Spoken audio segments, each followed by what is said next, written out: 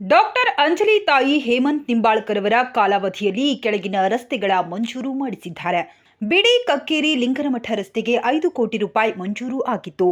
ಹಲಶಿ ಹಲಗ ರಸ್ತೆಗೆ 5 ಕೋಟಿ ರೂಪಾಯಿ ಮಂಜೂರು ಆಗಿತ್ತು.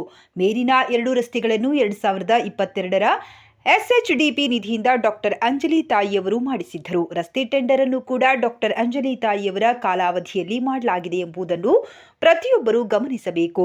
ಈ 2 ರಸ್ತೆಗಳಿಗೆ ಅಂಜಲಿ ತಾಯಿಯವರೇ ಒಟ್ಟು 10 ಕೋಟಿ ರೂಪಾಯಿ ಮಂಜೂರು ಮಾಡಿಸಿದ್ದಾರೆ.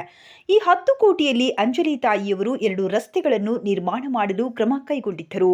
ಬಿಡಿ ಕಕ್ಕೇರಿ ಲಿಂಗನಮಠ ರಸ್ತೆಯಲ್ಲಿ 8 ಕಿಲೋಮೀಟರ್ ಡಾಂಬರೀಕರಣ. ಆದರೆ ಈ ರಸ್ತೆಯ ಕೆಲವು ಕಾಮಗಾರಿಗಳು ಕೆಲವು ದಿನಗಳ ಹಿಂದೆ ನಡೆದಿದ್ದವು. ಈಗ ಕೆಲವು ಕಾಮಗಾರಿಗಳು ನಡೆಯುತ್ತಿವೆ.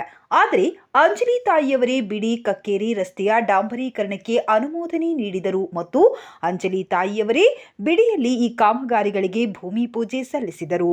2ನೇ ಕಾಮಗಾರಿ ಹಲಶಿಯಿಂದ ಹಲಗದವರೆಗಿನ ರಸ್ತೆ 5 ಕೋಟಿ ರೂಪಾಯಿ. ಆದರೆ ಎಚ್ಎಚ್ಡಿಪಿಯಿಂದ ಅಂಜಲಿ ತಾಯಿಯವರು ಅನುಮೋದನೆ ಪಡೆದು ಟೆಂಡರ್ ಮಾಡಲಾಗಿದೆ. ಇದೀಗ ಈ ರಸ್ತೆಯ ಕಾಮಗಾರಿಗೆ ಚಾಲನೆ ನೀಡಲಾಗಿದೆ ಎಂದು ಎಇಇ ಅವರು ಮಾಹಿತಿ ನೀಡಿದರು.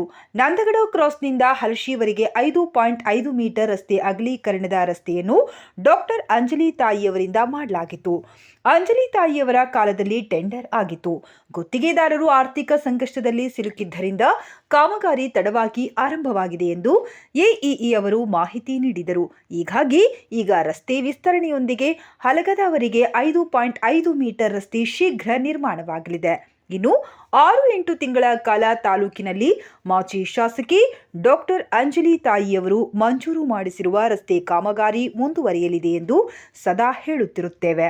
ಕಳೆದ 8 ತಿಂಗಳಿಂದ ತಾಲೂಕಿನಲ್ಲಿ ಒಂದೇ ಒಂದು ಹೊಸ ರಸ್ತೆ ಸೇತುವೆ ಕಾಮಗಾರಿ ಈಗಿರುವ ಶಾಸಕರಿಂದ ಮಂಜೂರಾಗಿಲ್ಲ ಎಂಬುದು ಸತ್ಯ.